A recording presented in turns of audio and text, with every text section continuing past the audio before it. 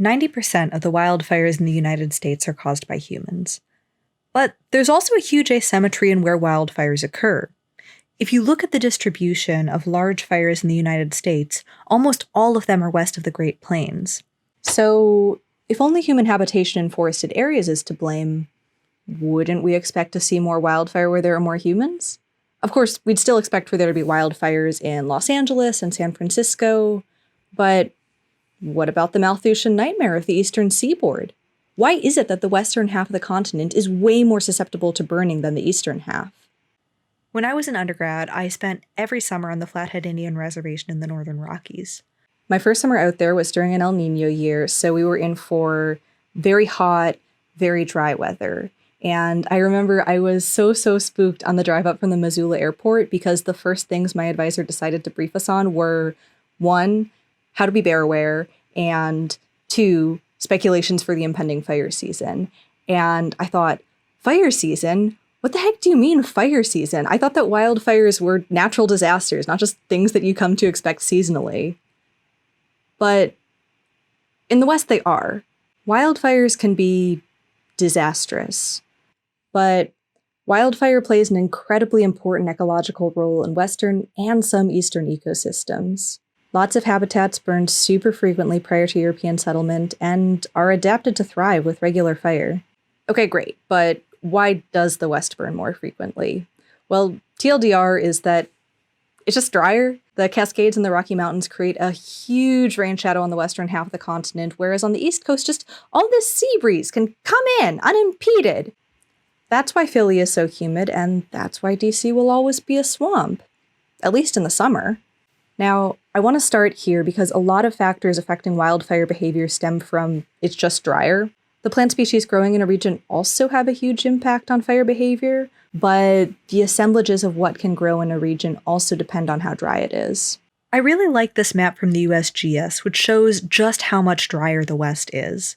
Specifically, it plots precipitation versus potential evapotranspiration.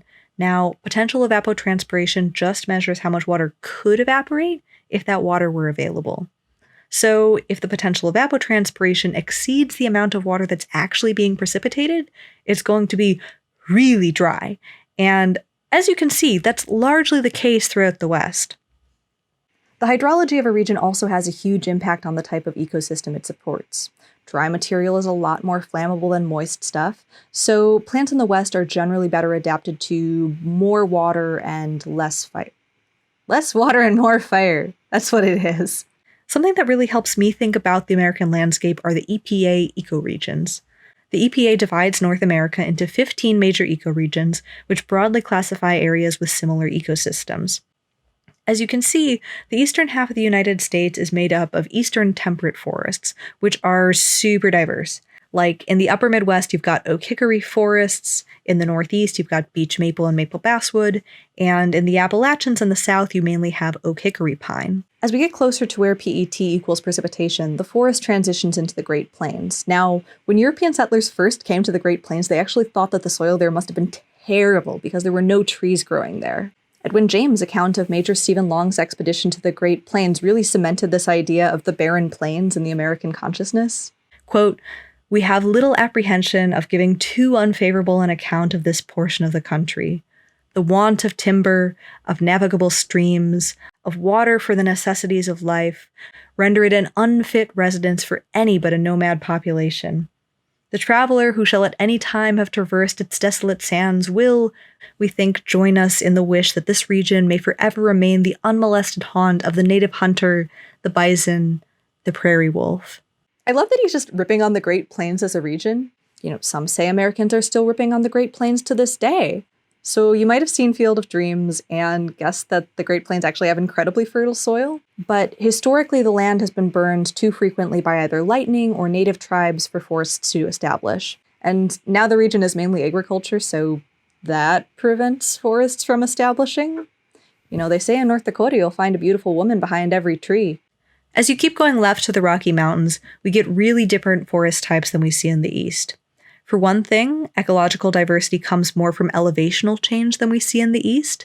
Alpine environments have mainly herb, shrub, and lichen associations, while the subalpine environment might be dominated by lodgepole pine, subalpine fir, silver fir, grand fir, or Engelmann spruce. And in the foothills, we mainly see Doug fir and ponderosa pine. A lot of these species are fire adapted and have features like thick bark, tiny flammable needles, or serotinous cones, which only open after being exposed to fire. I also want to touch on the vegetation in this narrow little strip, which is Ecoregion 7, Mediterranean, California, because California experiences such intense wildfires.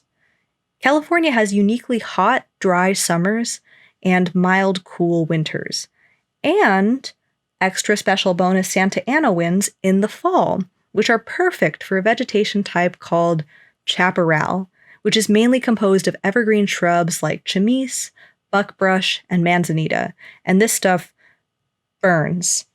But we'll get back to that in a minute.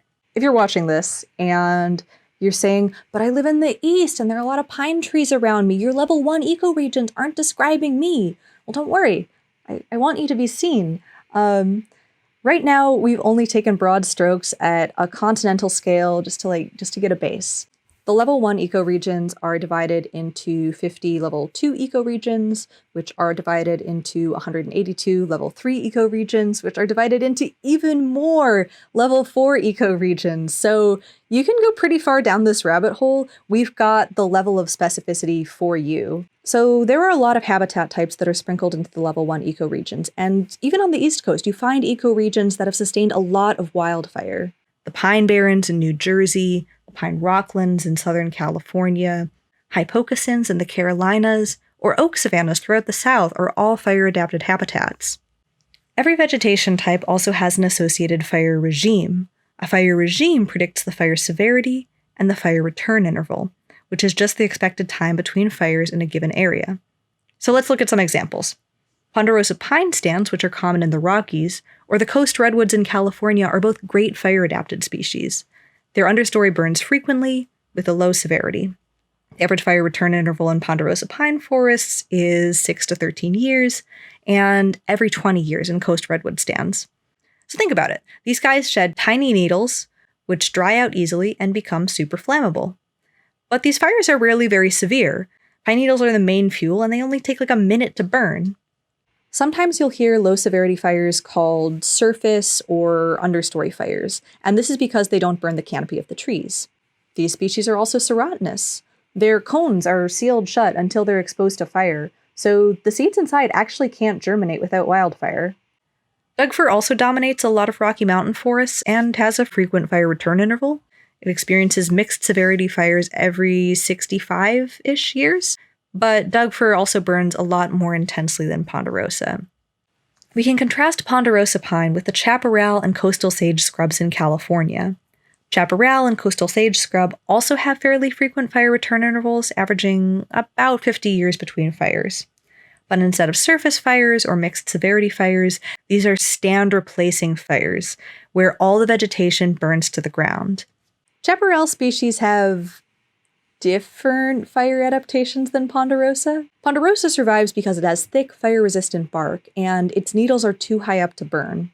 Chaparral species, like manzanita, retain a lot of dead material in their crowns, so they just burn entirely above ground, but their root systems survive and regenerate the scrub. The species that dominate western forests in general have more frequent fire return intervals than the species that dominate eastern forests. So I live in the east next to a lot of beech maple stands, which have Standreplacing burns every 1,000 years. If you want to know what kind of fire regime you live in, this website from the Forest Service lists the fire regime for a ton of species in the United States. If you don't know the dominant tree species in your area, just check out the description of the level 2 or 3 ecoregion where you live. That should give a pretty good description of the vegetation types in your area. Let me know in the comments what you find out about your ecoregion, your fire regime. A concept related to fire regime is available fuel. Available fuel includes any live or dead material that can be ignited, and different vegetation types tend to generate different fuel beds. Ponderosa produces shallow fuel beds made of little needles, which dry out super quickly and become very flammable. Dead beech and maple leaves that litter the forest floors in the eastern United States also count as available fuel, But they don't dry out as much in the summer months because they're shaded by a dense canopy, and the swampy East Coast summer keeps those leaves plenty moist. Additionally, high humidity east of the Mississippi causes leaf litter to decompose more quickly than in the West, so available fuel generally doesn't accumulate. Chaparral keeps dead material in the crown, so there's a lot of available fuel, including assemblages of live and dead shrubs, which dry out super easily and catch fire if you get, say, a big gust of Santa Ana winds. Available fuel is more specific to a site than fire regime because it's a lot easier to remove available fuels than to change the species composition of a forest. Or, if humans suppress wildfire, fuels can build up. There has been a change in wildfire behavior over the past couple of centuries, and that owes largely to changes in fire regimes and in available fuels. You've probably guessed that both of these owe largely to changes in human interaction, but for now I'm going to leave that to next time. Fire is scary no matter where you live, but for the vast majority of natural history, the West has experienced very frequent wildfires, and the forests there are adapted to thrive with a lot of fire. Next time, I'm going to talk about what can happen when we start toying with fire regimes, but for now, I hope this has given some insight into why the Western United States is so prone to wildfire. If you like this, please like, comment, subscribe. That's all I had to say. Bye!